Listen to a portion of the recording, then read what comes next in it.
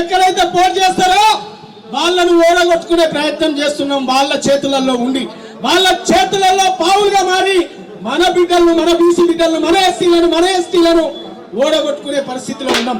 కానీ ఒకసారి ఆలోచన చేయాలి. నేను ఒక పాట రాసుకున్నా. 4% ఉన్న వాళ్ళు ఏలుతున్నారన్నా, పాలించుతున్నారన్నా, 85% ఉండి ఏమి లాభమన్నా, ఎందుకు ఆలోచించారన్నా? 4% ఉన్న వాళ్ళు ఏలుతున్నారన్నా, పాలించుతున్నారన్నా, 85% ఉండి ఏమి లాభమన్నా, ఇంకేమన్నా? 4% ఉన్న వాళ్ళు ఏలుతున్నారన్నా, పాలించుతున్నారన్నా, 85% ఉండి ఏమి లాభమన్నా, ఎందుకు ఆలోచించారన్నా? 4% ఉన్న వాళ్ళు ఏలుతున్నారన్నా, పాలించుతున్నారన్నా, 85% ఉండి ఏమి లాభమన్నా, ఎందుకు ఆలోచించారన్నా? ఏ ఊరుకెళ్ళినా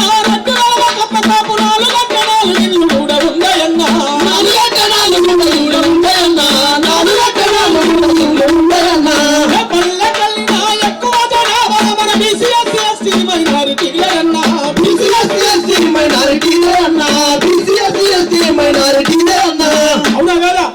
ఏ ఊరికన్నా పోదాం, తిప్పి పడితే 4 నుంచి 5-10 ఇండ్లు ఉంటాయా? ఒకసారి ఆలోచించాలి. రెడ్డి గాని, వెలమ గాని, అటు ఆంధ్ర పోతే కమ్మ గాని, కాపు గాని ఉంటాయా?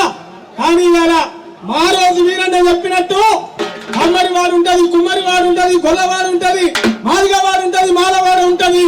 మా వాడలో మా రాజ్యం వస్తే, మన ఊరికి మనం సర్పంచ్ అయితే, మన ఊర్లో సర్పంచులందరూ మన మండలాల నాయకుడిని చేసుకుంటే, మన మండలాల నాయకులందరూ మనోన్నే ఎమ్మెల్యేగా చేసుకుంటే ఏ రెడ్డి రాజ్యం ఉంటది, ఏ వెలమ రాజ్యం ఉంటది? ఒక్కసారి గుండెల మీద చేసుకొని పరిశీలన చేసుకోవాలి, ఆత్మ పరిశీలన. అవునా కదా? ఒక్కసారి ఆలోచించాలి మనం.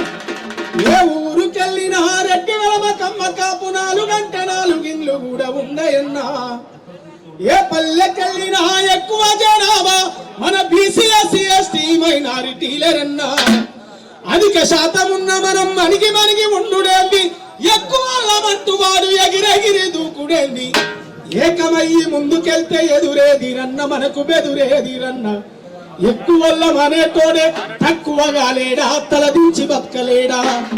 అవునా కదా? మనం అందరం కూడా ఒకసారి ఆలోచించాలి. ఇవాళ ఏమంటారు? ఎలక్షన్ రాగానే ఏ కులం లేదు, మతం లేదు అని అంటారు. కానీ వాడిని తీస్తానికి వీడేకమవుతాడు, వీడిని తీస్తానికి వాడేకమవుతాడు. అవునా కదా? ఆలోచించాలి. ఇలా వెలబందించడానికి రెడ్డి లేకమవుతారు, అవసరమైతే రెడ్డిలు అందించడానికి వెలబోళ్ళు లేకమవుతారు. మరి వాడిని వీడిని దించడానికి బీసీ ఎస్సీ ఎస్టీ మైనార్టీల మందికి ఏకంగా ఒక్కసారి ఆలోచన చేయాలి. అవునా కదా? కులం లేదు, మతం లేదు, అందరూ ఒక్కటంటుండ్రు. కులం లేదు, మతం లేదు, అందరూ ఒక్కటంటుండ్రు. కులం కట్టుతోనే వాళ్ళు ఒక్కటై కదులుతుండ్రు. కూడి ఉన్న మనలనేమో కుట్రలతో చీల్చుతుండ్రు. అవునా కదా?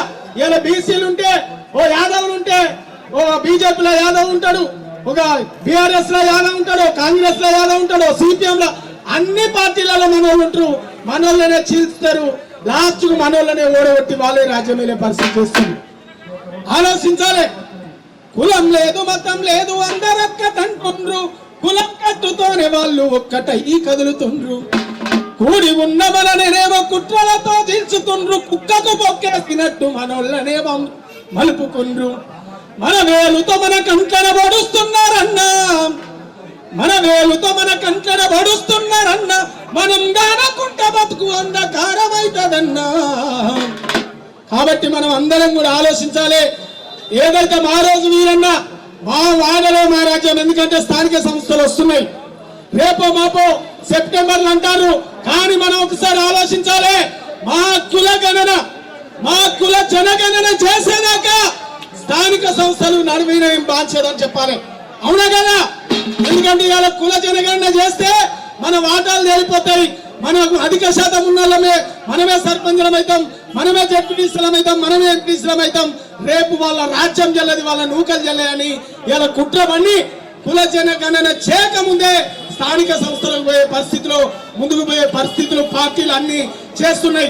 ఎందుకంటే పార్టీలన్నీ వాళ్ళే, పార్టీలకు రెడ్డిలే అధ్యక్షులు ఉంటారు, కమ్మలే అధ్యక్షులు ఉంటారు, వేమల్లే అధ్యక్షులు ఉంటారు. కానీ మన బీసీ ఎస్సీ ఎస్టీలు అధ్యక్షులు ఏ ఒక్క పార్టీ ఉందో ఒకసారి ఆలోచన చేయాలి. కాబట్టి పార్టీలు కాదు, అవసరమైతే అన్ని పార్టీలలో ఉన్న బీసీ ఎస్సీ ఎస్టీ ముస్లిం మైనార్టీలు అందరం ఏకం కావాలి, పార్టీలను పక్కన పెట్టాలి.